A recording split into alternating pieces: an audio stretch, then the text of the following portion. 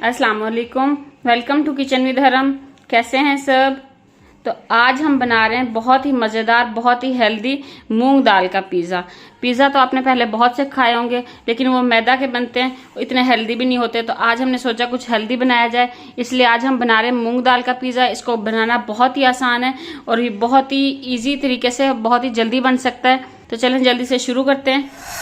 सबसे पहले हमने यहाँ पर 1 कप मूंग दाल ली है और उसे हमने पूरी रात पानी में भिगो दिया था। अच्छे से धोया और फिर उसे पूरी रात हमने पानी में भिगो दिया था और उसका पानी अब हमने निकाल लिया है। इसे अब हम ग्राइंड कर लेंगे। यहाँ पे हमने लिया ग्राइंडर का जग, इसके अंदर हम दाल डालेंगे। तो यहाँ पे हमने सारी दाल को जग के अंदर डाल लिया है। इसके अंदर हम डालेंगे 4 से 5 हरी मिर्चें और ½ टीस्पून हम इसके अंदर डालेंगे नमक। थोड़ा सा इसके अंदर हमने पानी डालना है कि ये पिस जाए, बस बहुत ज़्यादा पानी नहीं डालना, थोड़ा थोड़ा डालेंगे। अगर हमें ज़रूरत हुई तो हम थोड़ा सा और डालेंगे। आप जितने कम पानी में इसको पीस सकते हैं उतना ही कम डालना है आपने।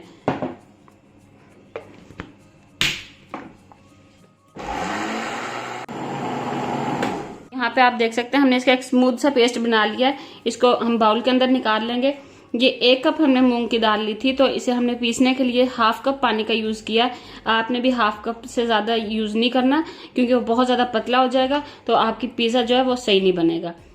इसके अंदर हम डालेंगे 3 टेबलस्पून, ये मैंने सूजी ली है, सूजी डालेंगे। सूजी से क्या होगा, एक तो इसके अंदर जो एक्स्ट्रा पानी होगा ना, उसे ये जो है अपने अंदर इब्जॉर्व कर लेगी सूजी सारी, और दूसरा इसका जो फ्लेवर बहुत अच्छा आएगा। और तीसरा जो अहम काम है वो ये कि इसको बाइंडिंग में हेल्प करेगी पिज़्ज़ा की। जब हम डो इससे बनाएंगे, पिज़्ज़ा को पकाएंगे, तो इसको बाइंडिंग में हेल्प करेगी। सूजी को अच्छे से मिक्स करेंगे और 5 मिनट के लिए छोड़ देंगे, ताकि इसके अंदर जितना भी एक्स्ट्रा पानी है वो सूजी के अंदर चला जाए, सूजी फूल जाए और सॉफ्ट हो जाए।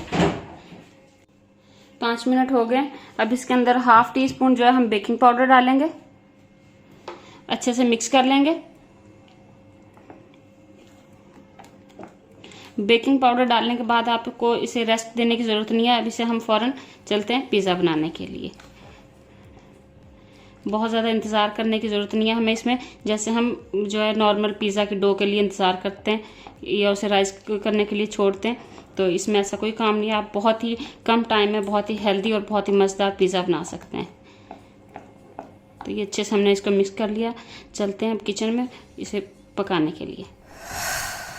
यहाँ पे हमने एक चूल्हे के ऊपर तवा रखा है और उसके ऊपर हमने पैन रखा है, ताकि हमारे पैन में जो फ्लेम का सेक लगे वो एक जैसा हो, ताकि हमारा पिज़्ज़ा जो वो एक जैसा पके, कहीं ज्यादा कहीं कम ना हो। क्योंकि हमने इसको बहुत ज्यादा हाई फ्लेम पे नहीं पकाना, मीडियम टू लो फ्लेम पे पकाना। तो दम वाली आग जो हमने इसके नीचे रखनी है। तो इसके अंदर हम डाल रहे हैं 1 टेबलस्पून देसी घी।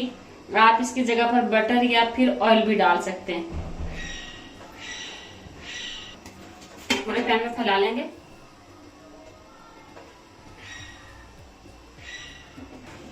तो यहाँ पे अब हम हाफ बैटर डालेंगे इसके अंदर।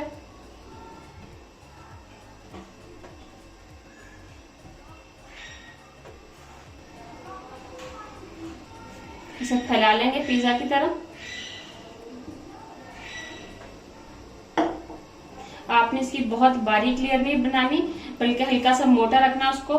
जैसे हम पिज़्ज़ा खाते हैं, पिज़्ज़ा की होती है। पिज़्ज़ा तो ये होता है ना कि उसके अंदर यीस्ट होता है, खमीर होता है, तो वो फूल जाता है बेकिंग के दौरान। तो ये बहुत ज्यादा फूलेगा नहीं, इसलिए इसकी आपने लेयर जो है थोड़ी मोटी रखनी है। इसे 3 से 4 मिनट हम पकने देंगे, क्योंकि हल्की सेक लग रही है तो वो आराम आराम से पकेगा। इतना इसको पकाना कि इसको हमें पलटने में आसानी हो, नीचे वाली लेयर जो है उसका कलर चेंज हो जाए, ब्राउन ब्राउन हो जाए उसका कलर। इतना हमने इसको पकाना है। इसे कवर कर देंगे 4 से 5 मिनट के लिए। तकरीबन 5 मिनट हो गए इसको पकते हुए एक साइड से। ये देखें, इसका ये ऊपर से सारा सख्त हो गया है। इसको हिला लेंगे एक दफा, इसकी साइड चेंज करेंगे।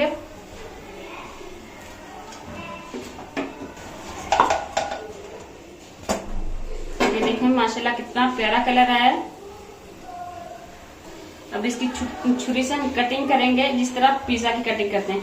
कटिंग करते वक्त आपने एक ध्यान रखना है कि आपने नीचे तक कटिंग नहीं करनी, बस ये जो ऊपर वाली लेयर पक्की है इसको आपने कट करना है, नीचे से आपने इसको कट नहीं करना।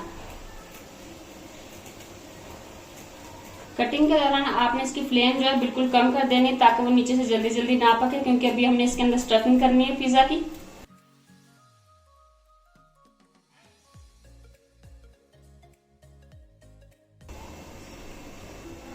अब इसकी लेयर्स को खोलेंगे।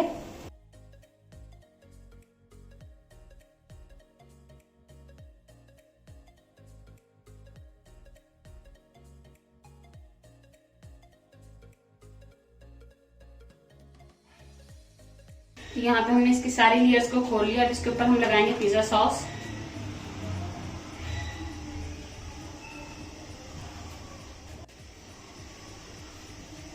इसके ऊपर हम सब्जियां लगाएंगे। यहाँ पे मैंने टमाटर, शिमला मिर्च और प्याज और ऑलिव्स लिए, ब्लैक ऑलिव्स। आप अपनी पसंद की कोई भी सब्जियां यूज कर सकते हैं। मैंने इनको लंबाई में काटा है, आपको जिस तरह अच्छी लगती है उस तरह काट सकते हैं। अगर आप चाहें तो इनको चॉप करके भी डाल सकते हैं। इनके ऊपर पिज्जा चीज डालेंगे।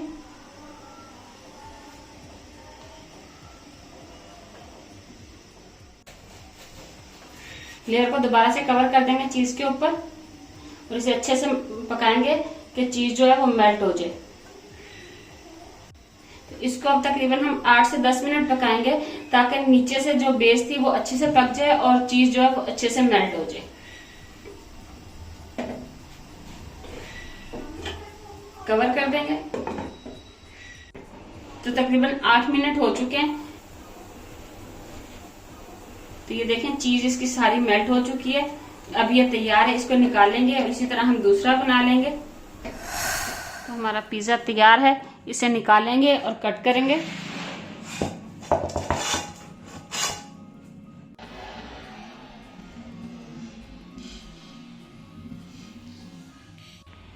तो यहाँ पे ये देखें कितना जबरदस्त पका है। ये बैक साइड से देखें इसका कितना प्यारा कलर आया है और इसका क्रंच देखें आप कितना जबरदस्त है। तो अगर आपको हमारी आज की वीडियो पसंद आई हो तो इसे लाइक करें, शेयर करें और अगर आपने हमारे चैनल को अभी तक सब्सक्राइब नहीं किया तो सब्सक्राइब कर लें ताकि ऐसी ही मजेदार और हेल्दी रेसिपीज देखने को मिलती रहें।